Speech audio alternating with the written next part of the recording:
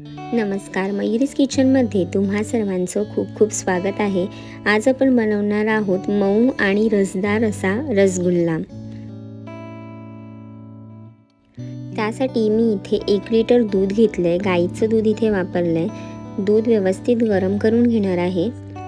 जर तुम्ही मयुरीज किचनला अजूनपर्यंत सबस्क्राइब केलेलं नसेल तर लगेच सबस्क्राइब करा आणि बेल आयकॉनवर क्लिक करायला विसरू नका, म्हणजे जेव्हा केव्हा मी माझी नवीन रेसिपी अपलोड करीन तेव्हा तुम्हाला त्याचं नोटिफिकेशन मिळेल। आता तुम्ही पाहू शकता इथे दूध गरम होत आलेलं आहे। दूध गरम झाल्याच्या नंतर मी इथे half table spoon white vinegar घालणार आहे, किंवा तुम्ही इथे लिंबाचा रसाचा सुद्धा वापर करू शकता। इथे दूध फाडण्यासाठी मी व्हिनेगरचा वापर करते। आता मी इथे चमच्याने हे मिक्स करून घेणार आहे आणि दूध जे आहे ते हळूहळू फाटायला सुरुवात होईल। दुधामध्ये गोळे बनायला सुरुवात झालेली आहे, तुम्ही पाहू शकता। दूध इथे फाटू लागलेलं आहे। आता हे मी व्यवस्थित मिक्स करून घेणार आहे। तुम्ही पाहू शकता इथे 1 लिटर दुधामध्ये किती छेना तयार झालाय। 1 लिटर दुधामध्ये साधारण 14 ते 15 रसगुल्ले बनून तयार होतात। आता हे मी गॅस बंद करून एका जाळीवरती गाळून घेणार आहे।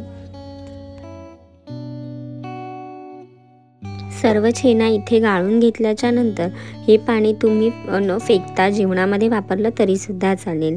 आता इथे मी वरतून थंड पाणी घालून घेणार आहे, म्हणजे आपला जो छेना आहे तो रबरासारखा नाही होणार, मऊसर असा होईल।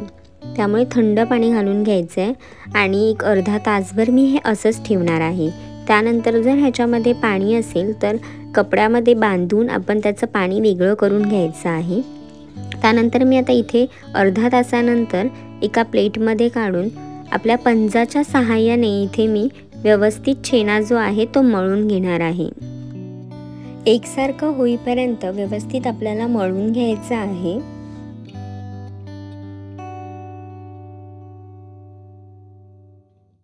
पंजाच्या सहाय्यानेच आपल्याला मळायचे, म्हणजे हे व्यवस्थित मळलं जाईल।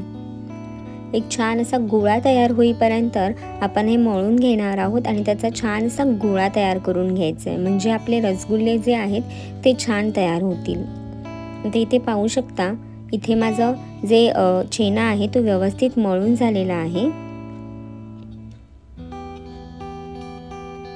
आता काय करणार आहे, मी एक गोळा तयार करून बघणार आहे। जर त्याच्यावरती जर तो गोळा ब्रेक होत असेल, तुटत असेल, तर आपला जो छेना आहे तो व्यवस्थित मळला गेला नाही आहे, तर परत आपण छान प्रेशर देऊन मळून घ्यायचा आहे तो, आणि मग पुन्हा गोळे बनवायला सुरुवात करायची आहे। तर आता मी इथे एक गोळा तयार करून चेक करणार आहे की व्यवस्थित बनला आहे की नाही ते।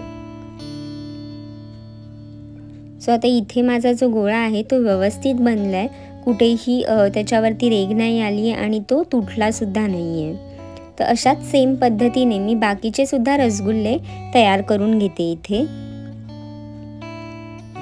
छान असा सॉफ्ट आणि सर्व बाजूंनी एकसारखा दिसतोय रसगुल्ला। अशाच पद्धतीने मी बाकीचे सुद्धा रसगुल्ले इथे तयार करून घेते।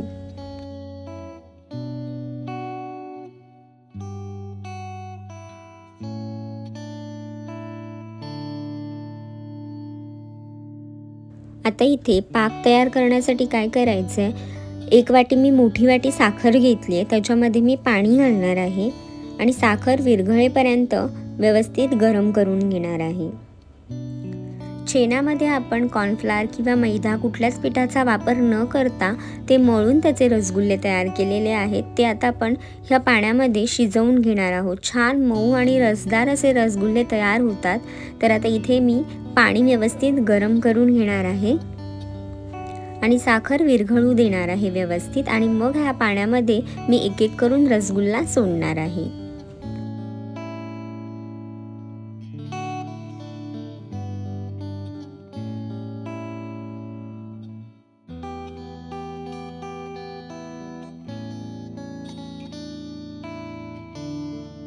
आता इथे साखर पूर्णपणे पाण्यामध्ये विरघळलेली आहे, तर त्यामध्ये मी एक एक करून रसगुल्ला सोडणार आहे।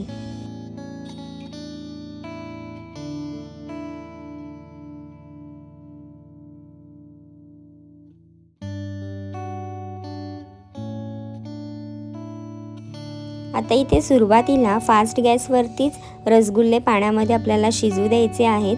मी इथे चमच्याने जे पाणी उकळलेलं आहे ते थोडं थोडं करून त्याच्यावर टाकते.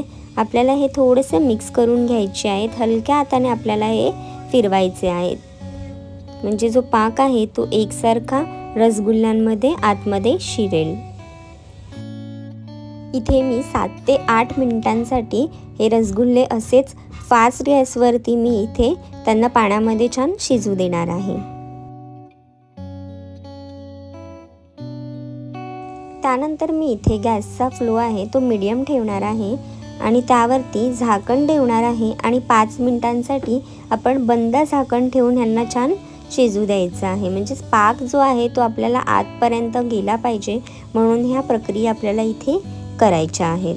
तुम्ही पाहू शकता इथे मी 7 ते 8 मिनिटांसाठी ओपनमध्येच इथे मी ह्यांना छान शिजवून घेतले. तर आता मी झाकण ठेवून 5 मिनिटांसाठी इथे शिजवून घेणार आहेत. 5 मिनिटानंतर झाकण काढून घ्यायचे. तुम्ही पाहू शकता इथे रसगुल्ल्यांची साईजसुद्धा वाढलेली आहे. आता इथे मी 1-2 मिनिटांसाठीच फक्त ही गॅस ऑन ठेवणार आहे आणि त्यानंतर गॅस बंद करून याच पाण्यामध्ये त्यांना मी 1 ते 2 तासांसाठी ठेवणार आहे. 1 ते 2 तासांनंतर इथे तुम्ही पाहू शकता रसगुल्ले खूप छान असे मुरलेत पाण्यामध्ये आणि ते वरसुद्धा आलेत. तर मी तुम्हाला एक रसगुल्ला इथे दाखवते. खूप छान आणि सॉफ्ट असा रसगुल्ला बनून तयार झालेला आहे. मी तुम्हाला तोडूनसुद्धा दाखवणार आहे. तो आतपर्यंत खूप सुंदर असा मऊसर झालेला आहे.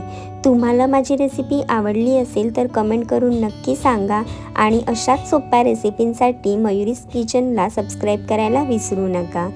तुम्हीसुद्धा रसगुल्ला घरी नक्की बनवून ट्राय करा आणि निरोगी खा, निरोगी राहा.